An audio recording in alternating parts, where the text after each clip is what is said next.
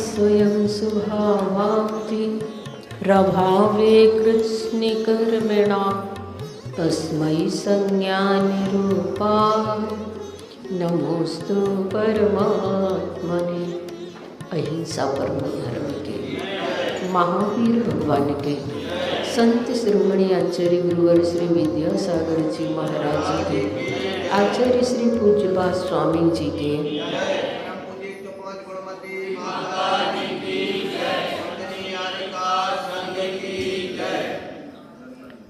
आज हम इस बात को जानेंगे कि बंध और मोक्ष के हेतु क्या है,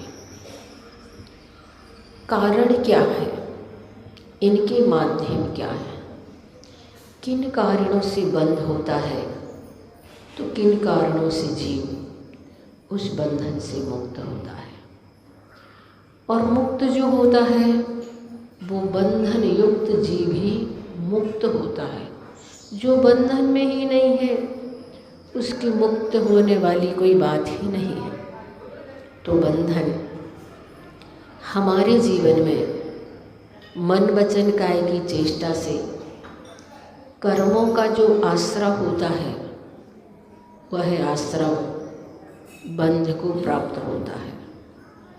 और इसी बात के लिए आचार्य पूज्यपाद स्वामी कह रहे हैं कि किन परिणामों से हम बंधते हैं कर्म से और किन परिणामों से हम उस बंधन को छोड़ सकते हैं। बध्यते मुच्यते जीवा सममः निर्ममः क्रमात् तस्मात् सर्वप्रयत्नेन निर्ममत्वं विचिन्तयेत्। सममः यानी ममता भाव वाला, जिसके अंदर मम इदम ये मेरा है, यह मेरा है, इस प्रकार का परिणाम हुआ करता है वह, और निर्ममः जो ममता परिणाम से रहित है, जिसके अंदर का वह ममत्व परिणाम छूट गया है पर वस्तु के प्रति, जीवाहा ऐसा जीव क्रम से बद्धते कर्मों से बंधता है और मुच्यते यानी छूटता है।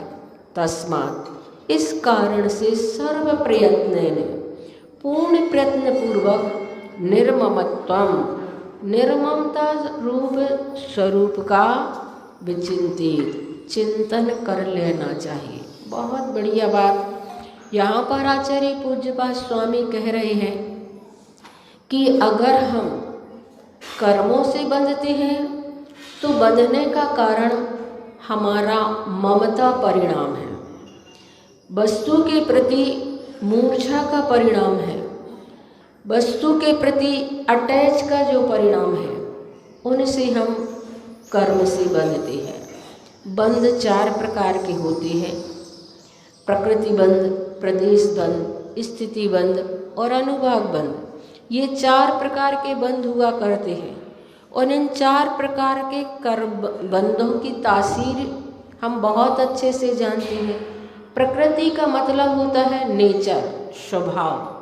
हमने कैसे कैसे स्वभाव वाले कर्म बांधे हैं जो हमारे कुछ ज्ञान को ढकते हैं, कुछ हमारे दर्शन पर आवरण करते हैं, कुछ कर्म ऐसे बांधे हमने जो हमें सुख दुख देने में कारण बनते हैं, कुछ कर्म हमने ऐसे बांध रखे हैं जो हमें संसार में भटकाए रखते हैं। इस प्रकार के हमने अलग अलग तासीर वाले कर्मों को बांधा है, पर इसका मतलब ये नहीं है कि वो हमेशा के लिए बंध ही गए। उनकी स्थिति होती है, समय होता है, ड्यूरेशन अवधि, कितने समय तक के लिए कर्म हमने बांधे हैं।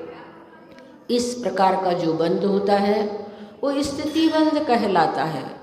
और अनुभाग बंध का मतलब होता है कि हमने किस प्रकार की शक्ति को लेकर के कर्म बांधे हैं। कोई कर्म ऐसी तीव्रता से उदय में आते हैं जिन्हें भोगने में बड़ा मुश्किल होता है, और कुछ कर्म ऐसे हल्के से निकल जाते हैं कि इनका एहसास ही नहीं हो पाता है और वो कर्म निर्जरित हो जाते हैं। वो अनुभाग बंध कहलाता है।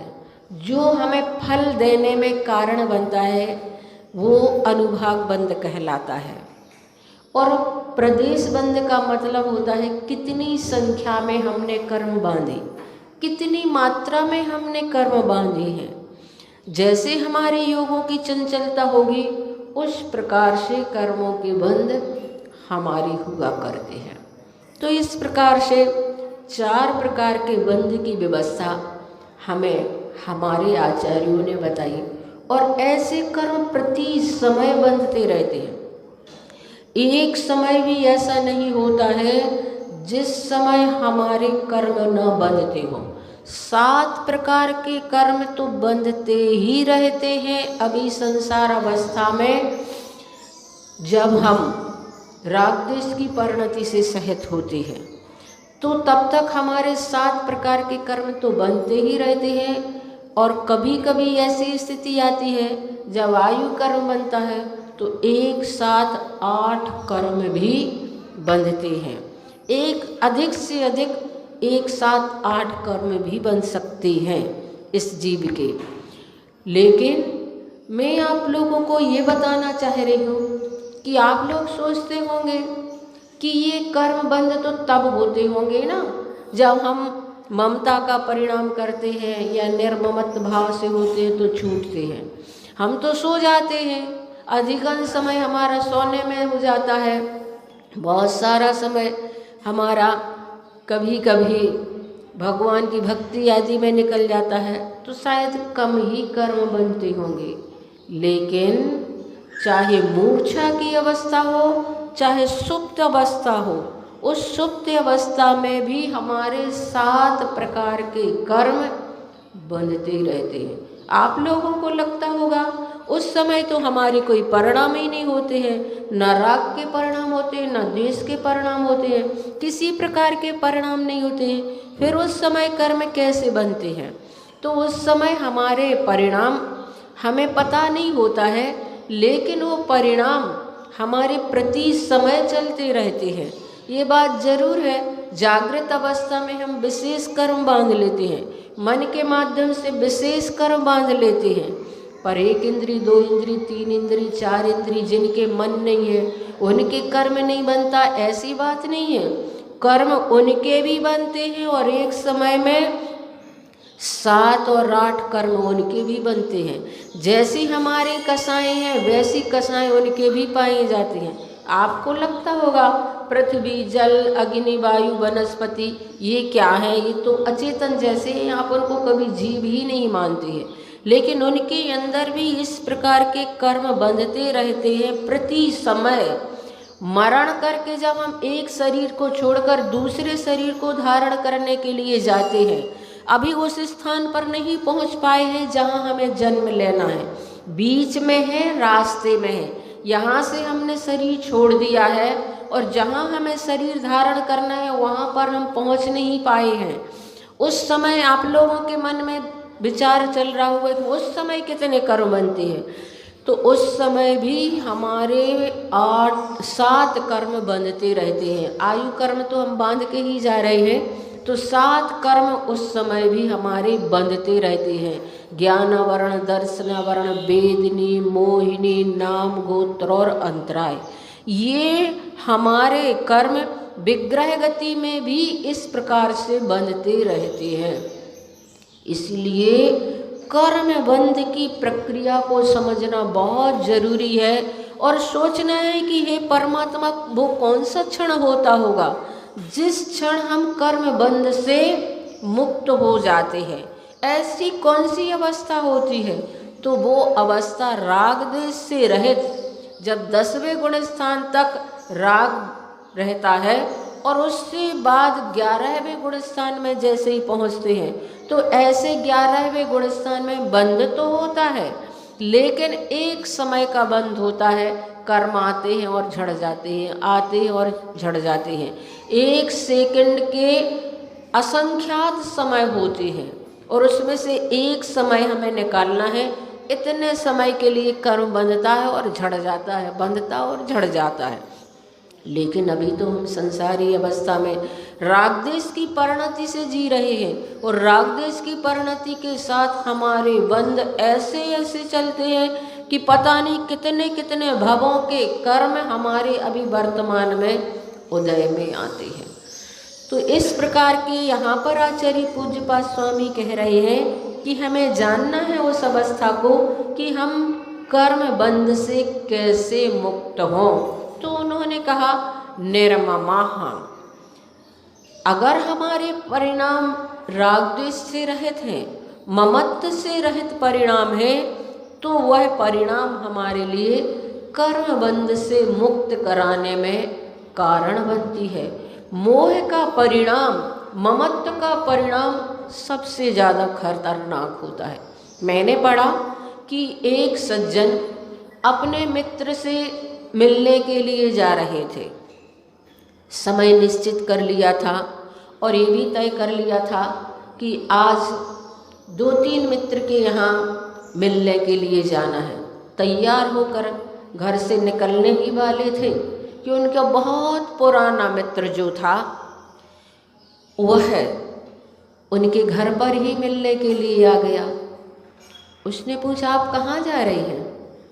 उसने कहा कि हम अपने मित्रों से मिलने के लिए जा रहे हैं और आज सोच लिया था कि 2-3 मित्रों के यहाँ जाएंगे। तो वो कहने लगा, मगर मैं तो आपसे मिलने के लिए आया था। उन्होंने कहा, कोई बात नहीं, आप हमसे मिलने के लिए आए हैं, आप भी हमारे साथ चलें, रास्ते में अपनी बातचीत भी हो जाएगी, मिलना जुलना भी हो जाएगा, मित्रों के यहाँ भी हम चलेंगे। तो उसने कहा, ऐसे कैसे जाए, मैं तो कोई तैयार होकर के भी नहीं आया हूँ और मेरी ड्रेस भी बिल्कुल सामान्य सिंपल है, आपके साथ जाएंगे तो आपको भी ऐसा ही लगेगा, रहने दो, मैं नहीं चलता। उसने कहा, नहीं नहीं, ऐसा करते हैं क्या, ये घर भी तो आपका ही है, हमारी इतनी सारी ड्रेस हैं, इन ड्रेसों में से आप देख लो, जो ड्रेस आपको अच्छी लगे वो ड्रेस पहन लो और चलो मेरे साथ। जब उसने बहुत आग्रह किया तो उसने उसकी एक अच्छी सी नई सी ड्रेस पहन ली और जैसे ही उसने वो ड्रेस पहनी तो बड़ा जम रहा था। उसने मन ही मन सोचा, मेरी इतनी अच्छी वाली ड्रेस इसने पहन ली, इस पर तो बहुत अच्छी जम रही है और जहाँ जाएंगे लोग इसको ज़्यादा देखेंगे, मुझे कम देखेंगे। जिस रास्ते से निकलेंगे सारा आकर्षण इसी पर रहेगा, जबकि ड्रेस मेरी है। और हुआ भी ऐसे, जहाँ जहाँ जिस जिस गली से जाएं उसकी ड्रेस में इतना आकर्षण था, उस पर ऐसी जम रही थी, अधिकांश लोग उसको ही देख रहे थे। उसके मन में बहुत ज़्यादा इस बात का दुख था कि ड्रेस मेरी है पर लोगों का ध्यान इसके ऊपर है। पहले मित्र के यहाँ गए और मित्र ने उसको देखा तो पूछा, ये कौन है आपके साथ? बोले, ये हमारा पुराना मित्र है, अच्छा है, बहुत ही सेवा भावी है। रही बात ड्रेस की, सो हमारी पहने हैं। तो उस मित्र को तो बड़ा बुरा लगा और वह तो बाहर निकल आया, कहने लगा, अब नहीं जाएंगे हम आपके साथ, आपने मेरी इंसल्ट कर दी सबके सामने कि हमारी ड्रेस पहने हुए हैं, अब तो हम अपने घर जा रहे हैं। उसने कहा, नहीं नहीं, कोई बात नहीं, ठीक है, अब ऐसी बात नहीं करेंगे। दूसरे मित्र के यहाँ गए और दूसरे मित्र के यहाँ पहुँचे तो भी वह तो अपने आप में अलग लग रहा था। उन्होंने उसका परिचय पूछा कि ये कौन है, तो उन्होंने परिचय दिया, ये हमारे बहुत पुराने मित्र हैं, भले आदमी हैं, बहुत अच्छे हैं, सज्जन हैं। रही बात ड्रेस की, सो ये अपनी यही पहने हैं। तो उसने कहा कि ड्रेस वाली बात कहने की क्या ज़रूरत थी। इस बार भी उसे अच्छा नहीं लगा, बाहर निकल के आया, कहने लगा, आपने इस प्रकार से क्यों कहा? ऐसा कहना भी कुछ ना कुछ तो संदेह पैदा करता है कि अपनी ड्रेस पहने हैं, मतलब कुछ ना कुछ तो है। मैं नहीं जाऊंगा आपके साथ, आप ही जाएं, मैं तो अपने घर जा रहा हूँ। उसने कहा नहीं, अब एक ही मित्र से तो और मिलना है, चलो मेरे साथ। और फिर जैसे कैसे उसने उसका मन बनाया और गया साथ में। तो फिर वही बात हुई, चर्चाएं हुई आपस में, एक दूसरे की औपचारिक बातें हुई। उसके बाद उन्होंने पूछ ही लिया कि आपके साथ ये कौन आए हैं। तो उन्होंने फिर वही परिचय दिया, ये हमारे पुराने मित्र हैं, बहुत अच्छे हैं, बहुत पुराना हमारा इनसे परिचय है। और बात रही ड्रेस की, सोच के बारे में मुझे कुछ भी नहीं कहना है। इस बार भी उसे अच्छा नहीं लगा, सोचने लगा बार बार ये ड्रेस वाली बात क्यों आती है, मुझे तो अब आपके साथ नहीं जाना है। लेकिन उसने कहा नहीं, बस ये अंतिम स्थान है, उसके बाद फिर तो हम खुद ही लौट आएंगे। और गए, और जैसे ही गए तो मन में तो वो ड्रेस वाली बात तो समा ही रही थी कि कैसे न कैसे इसका परिचय तो देना है। और उन्होंने जैसे ही पूछा, उसके पहले ही वह व्यक्ति बाहर निकल आया। और उसने सोचा कि देखो, वास्तव में जो चीज़ हमारे मन में भर जाती है वह किन्हीं न किन्हीं शब्दों में, किसी न किसी रूप में प्रकट हो ही जाती है। और ये बात हम स्वयं भी अनुभव करते हैं कि वास्तव में जो चीज़ें हमने अपने मन में पाल रखी हैं, वो चीज़ें हम कितना ही सोचें कि कोई किसी का साथ नहीं देता, कोई किसी को के साथ नहीं जाता, और ये कर्म कैसे बनते रहते हैं, ये सारी चीज़ें हम जानते हैं, बहुत अच्छे से इन चीज़ों से परिचित हैं। लेकिन जब कर्म बंध का समय आता है तो हम वो कर ही लेते हैं। आपको मालूम है ना कि क्रोध करना अच्छा नहीं है, और आप खुद परेशान हैं, और आपके मन में बार बार ये बात दिमाग में गूंजती रहती है कि मैं कभी कभी कितना क्रोध कर लेता हूँ, ये क्रोध मुझे कितना परेशान करता है, अब तो कभी भी ऐसे मौके आएंगे तो मैं नहीं करूँगा। लेकिन जब क्रोध आता है तब फिर किसी भी स्थिति में हम अपने आप को संभाल ही नहीं पाते। और यही कारण है कि अनंत काल से हम कर्म बंध से बंधते चले जा रहे हैं। तो सममः सममो निर्ममः क्रमात्, जो कहा जा रहा है बद्धते मुच्यते जीवा, बंधता है तो ममत्व परिणाम के साथ, और निर्ममत्व परिणाम से मुच्यते, कर्म से छूटता है। जिस समय कर्म का उदय आया उस समय सावधान रहना बहुत जरूरी है। लेकिन कहाँ हो पाते हैं हम सावधान, हमारा इतना पुरुषार्थ कहाँ हो पाता है। तो बंधुओं, यहाँ पर आचार्य कह रहे हैं कि इस प्रकार के जो पुरुषार्थ करता है बंध और मोक्ष में, तस्मात् सर्व प्रयत्न ने, हर प्रकार से उस बंध से मुक्त होने के लिए निर्ममत्वम विचिंतयेत्, निर्ममत्व होने का परिणाम हमारे दिमाग में गूंजना चाहिए।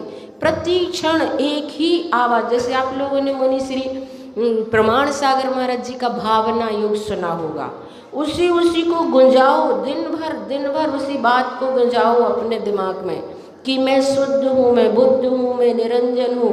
बार बार बिल्कुल उठते बैठते सोते खाते पीते हर स्थिति में भावना योग में उसी की भावना जब हम भाते हैं तब कभी वह फलीभूत होती है। उसी प्रकार हम भी अपने जीवन में निर्ममत्वम विचिंतित, निर्ममत्वम विचिंतित शब्दों में आएगा तो कभी ना कभी जीवन में भी आएगा। इस प्रकार से इसका भाव आचार्य पूज्यपाद स्वामी ने हमारे समक्ष ये रखा है।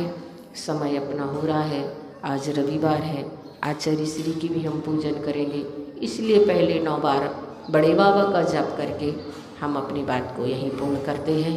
9 बार बड़े बाबा का जाप करेंगे। ओम ह्रीं श्रीं क्लीं मैं बड़े बाबा नमः।